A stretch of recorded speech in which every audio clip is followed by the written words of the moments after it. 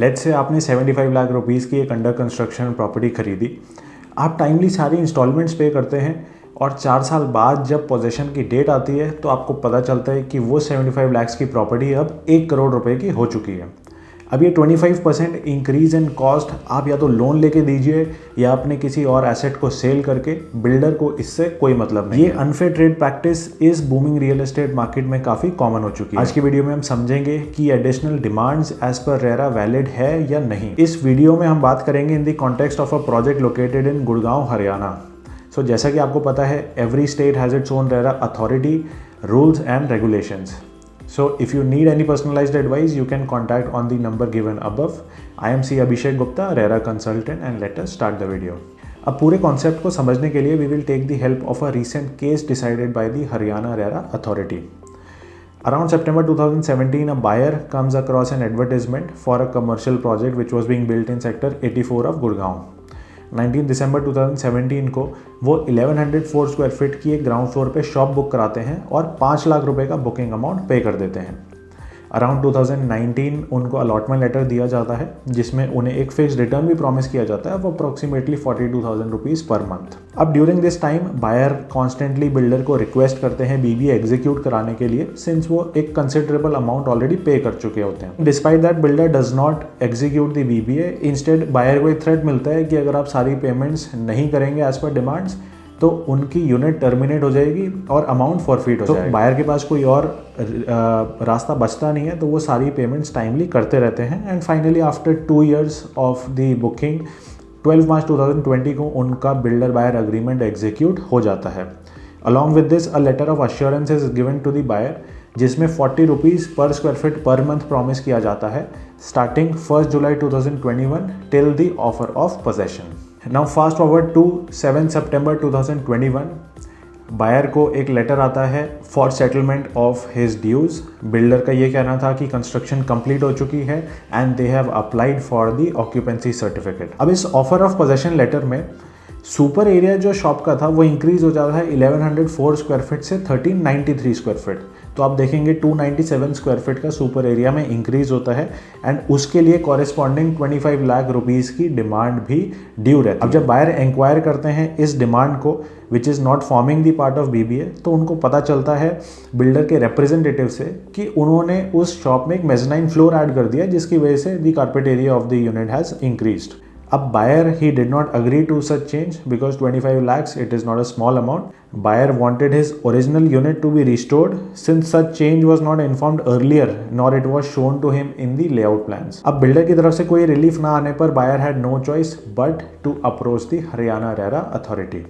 Now let us see जब ये case RERA में जाता है तो बिल्डर यानी रिस्पोंडेंट के क्या आर्ग्यूमेंट्स होते हैं। अब बिल्डर का कहना ये था कि जो टर्म्स एंड कंडीशंस हैं of application form and builder buyer agreement they are very clear. They state कि super area is always tentative and only finalised upon completion of construction. अगर सुपर एरिया इंक्रीज होता है तो buyer has to pay for it and if the super area is decreased builder will refund the proportionate amount. अब builder ने buyer से एक NOC भी sign कराया था अराउंड 16 जुलाई 2020 को, जिसमें बायर अपना एक कंसेंट देते हैं, एक नो ऑब्जेक्शन देते हैं फॉर ऑल द चेंजेस जो बिल्डर प्रपोज करते हैं कंस्ट्रक्शन में। In fact buyer was aware of the revised building plans and unit dimensions that might change, ये कहना था बिल्डर के रिप्रेजेंटेटिव का। सेकेंडली ऑन 19 जून 2021 बिल्डर का ये कहना था कि वो ऑक्यूपेंसी सर्टिफिकेट अप्लाई कर चुके हैं डीटीसीपी हरियाणा को और इस वजह से उन्होंने ऑफर फॉर फिट आउट दिया है ताकि जब तक ऑक्यूपेंसी सर्टिफिकेट रिसीव होता है तब तक उस प्रोजेक्ट में कमर्शियल ऑपरेशंस शुरू हो सकें। Now let us discuss the considerations of the Haryana RERA authority after hearing both the arguments of the complainant as well as the respondent. Firstly, एक valid offer of possession क्या होता है वो consider किया जाता है। It mainly has 3 elements. वो हम यहाँ नहीं डिस्कस करेंगे, उसके लिए हमारी जो प्रीवियस वीडियो थी that was on the same topic, what is a legal and valid offer of possession. मैं उस वीडियो की लिंक डिस्क्रिप्शन में डाल दूंगा। I will request you all to go and watch that video. अब इस case में भी वो जो 3 एलिमेंट्स हैं of a valid and legal offer of possession वो मिसिंग थे। सो जो offer of possession for fit out था 7 सितंबर 2021 को, that was considered invalid by the authority.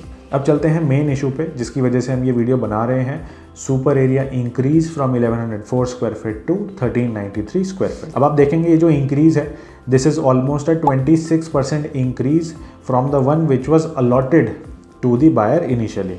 सो सबसे पहले authority refer to clause 31 of the builder buyer agreement. अब आप अपनी स्क्रीन पे देख सकते हैं कि इस क्लॉज में क्या लिखा था। Let me summarise it for you.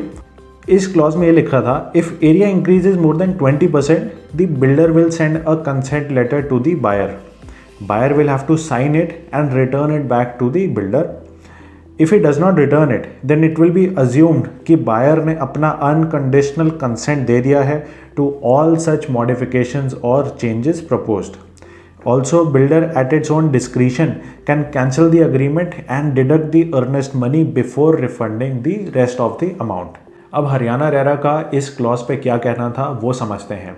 So they said कि builder has misused his dominant position to include such a clause in the builder buyer agreement. This is in violation of the model builder buyer agreement जो कि Haryana RERA authority already prescribe कर चुकी है। अब Haryana RERA के rules में क्या prescribe है उसको समझते हैं। I am putting it on the screen, आप वीडियो पॉज करके उसको पढ़ सकते हैं। Again I will summarise the same for you. The promoter has to confirm the carpet area of the unit after construction has been completed. If there is a change, the total price of the unit needs to be recalculated. In case of a reduction in carpet area, the promoter shall refund the excess money along with interest. And if there is an increase in carpet area of not more than 5%, only then the promoter can ask for additional payment. So the rules are very clear. कि firstly सारी बात carpet area पे होगी। In fact आप पूरा RERA act देखेंगे तो that is based on carpet area only, उसमें सुपर एरिया की कोई बात नहीं की जाती है। सेकेंडली एडिशनल पेमेंट तभी मांगी जा सकती है अगर इंक्रीज है up to 5% of the carpet area. अगर कारपेट एरिया से 5% से ज़्यादा का इंक्रीज है तो builder can not ask for the additional payment. So any change beyond 5% is not permissible. So अब चलते हैं अथॉरिटी के फाइनल ऑर्डर्स पे। सो जो लेटर 16 जुलाई 2020 को साइन कराया गया था बायर से, that was set aside. Basically वो लेटर क्या था, that was a no objection certificate और अ कंसेंट लेटर, जिससे कि बिल्डर को परमिट किया जा रहा था कि वो मॉडिफिकेशन या चेंजेस लेआउट्स में कर सकते हैं। That letter was considered invalid. Why? Because it was trying to override the rules prescribed by the authority. So builder को ऑर्डर किया जाता है कि वो बायर से कुछ भी नहीं चार्ज कर सकते which is not forming part of the BBA.